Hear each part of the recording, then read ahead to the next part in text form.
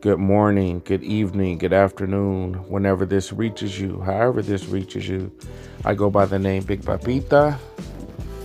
And once again, my channel is for you to know your rights and protect your contract, right? The book says an educated membership is a strong membership. Your contract is a valuable tool when properly applied. This instrument can be utilized to make your work experience better, more prosperous, and more secure for you and your coworkers. Learn your contract and work with your shop stewards and union representatives to make sure that it is respected and adhered to at all times. Today, ladies and gentlemen, we'll be going over Article 5, and we're going to be going over sections 7, sections 8, and sections 9. Section 7, vacated and newly established routes and positions. Effective with the ratification date of this agreement, all newly established routes and positions and vacated routes and positions which the company is not permanently eliminating shall be posted for bid in accordance with the language and procedures set forth in this section.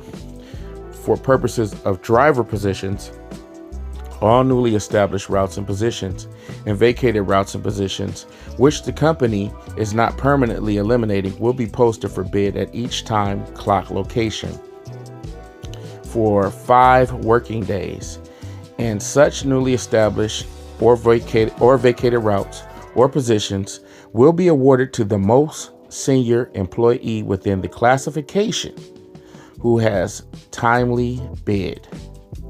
Okay, pretty self-explanatory. All posted bids shall clearly state the area description and boundaries, and a copy of the route sheet shall be posted with the bid. Wow. In the event a customer requires additional clearance or badging to add access to customers' premises, the employee must obtain and retain such licensing and badging. Any newly established or vacated route or position posted for bid that requires the employee to obtain additional clearance or badging in order to access the customer's premises shall clearly state such requirement on the bid posting. You know, you're picking up airports, you're picking up military bases. Sometimes they require you to have these badges and identification or certifications, which are pretty much, kind of like one of those orientation type things. So it's saying that they must post that on the route and make it clear. For purposes of the maintenance department, positions which the company is not permanently eliminating will be posted for bid at each time clock location for 5 working days, and such newly established or vacated positions will be awarded to the senior most qualified employee within the classification. If there are no bidders for a route or position within the classification, then the route or position will be awarded to bidding employees outside of the classification based on seniority, provided the employee has the proper licensing and performed the job in the past. Very, very interesting. Okay. So now we're getting clarification. Should there be no employees bidding, the employer will fill the route or position at its discretion, meaning they're going to fill it with however they got to fill it, with whoever they're going to fill it with. The employee who is the successful bidder and is awarded such newly established or vacated route or position will be assigned to that route or position within 15 working days from the date the route or position is awarded, which may be extended upon mutual agreement between the union and the employer. A successful bidder will be restricted from bidding for any other routes or positions for a period of 12 months, which means if you are awarded a route, you have 12 months on that route, once they award you that route, before you can bid on another route. You can't have one route, be 6 months in, and somebody gets terminated and they post up a route, or another route gets created. You're 6 months in on the route that you signed up for and jump to another route. It doesn't work like that. You have to do a full year on the route that you signed up for and was awarded before going to another route. Hopefully there's some clarity in that. Route or position vacancies created by this bidding procedure shall be posted for bid and awarded in accordance with the language and procedures set forth in this section. However, the bidding for such vacancies shall be limited to the original bid and the second bid, filling the vacancy created by the first bid too deep. Okay. All employees who have completed their probationary period shall be allowed to bid in accordance with this section. All employees will be given the opportunity to bid whenever an opening is posted. If an employee is not available to submit their bid because they are on vacation or other leave, it is the responsibility of the employee to timely ask for their union steward to bid on their behalf, which means if you are on FMLA, if you are on vacation, you can ask a shop steward at your yard to bid on your behalf, right? This is what the language says. So if there's a route that pops up that you hear about, you can simply just go ahead and ask your shop steward to bid on your behalf. Learn something new every day, okay? The local union shall be provided copies of all bid postings, including the attached route sheet, within 24 hours of the posting. And the local union shall be provided a copy of the awarded bid posting within 24 hours of the bid being awarded. So now we're going to move on to Section 8. Hopefully everything's clear when it comes to bidding for routes and open routes. Section 8, training. The employer shall make reasonable efforts to provide training for employees seeking to be certified to perform other than their normal and customary job. Other classification. All employees shall be afforded the opportunity to apply for training. Training shall be done with pay.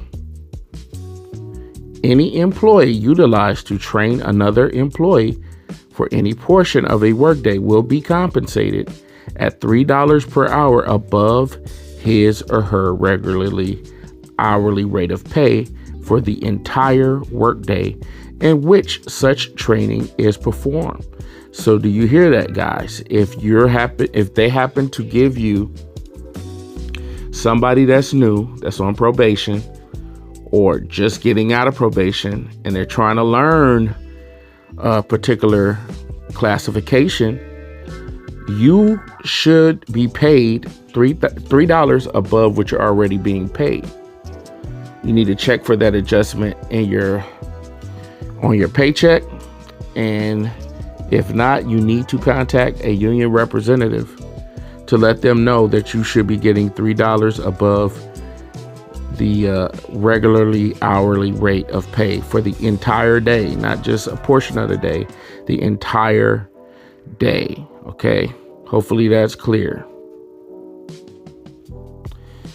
Section 9, relief drivers and unassigned drivers. The company and the union agree that it is the company's intent that drivers who have a bid route or a route they have been permanently assigned to prior of the ratification of this agreement should work that route on a daily basis. The parties agree that the primary method of covering daily and weekly vacancies, including but not limited to vacations, personal days, sick days, workers' compensation, FMLA, leaves of absence, etc., shall be accomplished utilizing relief drivers. The language in Article 5, Section 6, overtime, and Article 4, Section 2, Paragraph 12, is applicable to relief drivers exactly the same as it is applicable to all drivers. Okay, so which means if you already have a route and a supervisor or a manager asks you to go on a different route, they should make efforts to use relief drivers first. From what I understand, it says the company agrees to maintain the number of relief drivers in each domicile equal to no less than 13% of the total number of routes in that domicile location, i.e. 150 total routes times 13% equals 19.5, rounded out to the nearest whole number. Relief drivers at the following locations are required to be able to operate the following equipment at a minimum: Sun Valley, front loader, commercial, and Scout; Compton, front loader, commercial, and automatic side loader, residential; Long Beach, front loader, commercial, and automatic side loader; and West Valley, front loader, commercial, and Scout. Relief drivers who meet the requirement of being able to operate the two types of equipment required at their location shall be paid an additional $3 per straight time hour over the driver hourly rate of pay, and the corresponding overtime and double time hourly rates of pay for all hours worked. Relief drivers who are able to operate roll-off in addition to the requirements at their location shall be paid an additional $1 per straight time hour over the relief driver hourly rate of pay, and the corresponding overtime and double time hourly rates of pay for all hours worked. Which means if you know how to do roll-off, you're supposed to be getting paid that $4 if you know how to do residential and commercial as well. It says current relief drivers who do not meet the requirements for their location shall be paid the additional $3 per straight time hour over the driver hourly rate of pay, and the corresponding overtime and double time hourly rates of pay for all hours worked, and shall be trained to meet the requirements at their location as soon as practical. Okay. In the event there is not enough people bidding on the open relief bids to meet the required 13%, the company may fill the positions at its discretion or may elect to repost the required number of bids to meet the 13% requirement every 90 days until enough bids have been filled to meet the 13%. Drivers who do not have a bid route or a route they have been permanently assigned to prior to the ratification of this agreement, or who are not relief drivers, are classified as unassigned drivers. Which means if you did not have a route at the beginning of this agreement and you are not a relief driver, you are classified as unassigned driver. Unassigned drivers who are able to operate only one of their locations' required equipment shall be paid the driver's straight time hourly rate of pay and the corresponding overtime and double time hourly rates of pay for all hours worked. Unassigned drivers who meet the relief driver requirements at their location shall be paid an additional $3 per straight time hour and the corresponding overtime and double time hourly rates of pay for all hours worked. Unassigned drivers who meet the relief driver requirements at their location can operate roll-off shall be paid an additional $1 per straight time hour and the corresponding overtime and double time hourly rates of pay for all hours worked. The premium pay received by an unassigned driver based on types of equipment operated shall cease upon the unassigned driver bidding on or being assigned to a permanent route or position. Unassigned drivers shall have the opportunity to be trained on additional types of equipment and will be given first priority for training opportunities. Wow, did not know that. Okay, that's pretty interesting. It says the company and the union agree upon ratification of this agreement. The company shall post the number of relief driver positions for bid in accordance with Article 5, Section 7, necessary to meet the agreed to relief driver to total number of routes per domicile percentage of 13%. All bargaining unit employees shall be afforded the opportunity to bid on relief driver positions pursuant to the bidding procedures set forth in Section 7 of this article. Drivers who have a bid route or a route they have been permanently assigned to prior to the ratification of this agreement, who do not work on their route on any given day and instead are utilized by the company to work a different route, will be paid the relief driver hourly rate of pay and the corresponding overtime and double time rates of pay for all hours worked that day. So if I understand correctly, if you have a route and you're assigned to do a route every single day, and they happen to say, hey, you know what? We're going to take you off of this route. We're going to take you off your regular assigned route, and we're going to send you over to do this another route, a different route. You're going to get paid relief driver pay for that entire day. All hours worked that day. That's what the language says. Okay. So it says when route coverage vacancies exist that are 1 week in duration, relief drivers shall bid in a seniority order for those weekly coverage vacancies on a week-by-week basis.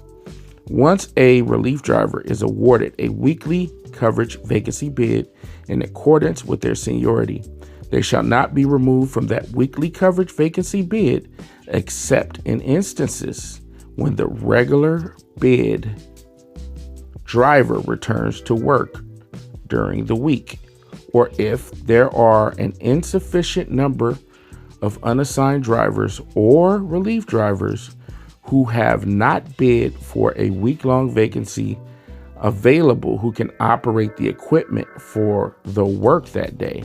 In such circumstances, the relief driver shall be returned to their weekly vacancy selection once a relief driver or unassigned driver who can operate the equipment is available. These weekly coverage vacancies shall be posted for bid by Thursday of the prior week. And I'm pretty sure my cover drivers, swing drivers, whatever you want to call them, these guys understand this, because usually the week before a person goes on vacation, those routes are put up for bid for them to bid on which routes they want to cover. So that's pretty much self-explanatory. It's a long one. I'm kind of winded. Like, man, I wasn't expecting it to be that long. Three sections in that article. Took me almost 20 minutes. But anyhow, I go by the name Big Papita. I'm not a union representative. I'm just a regular worker like you. I'm a member like you. And I'm just trying to share this information so we're armed with the information in case you need it. Next section will be Article 6.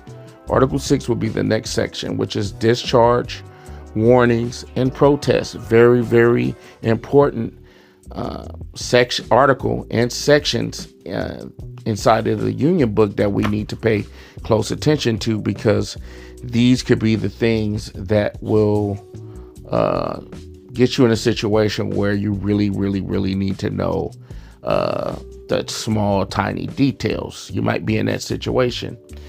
So if you're listening to this and you haven't already done so, I want you to click the subscribe button. I want you to click the bell next to the subscribe button so you get notified when I post these videos. I also want you to share them. I also want you to, hey, man, put the word out there.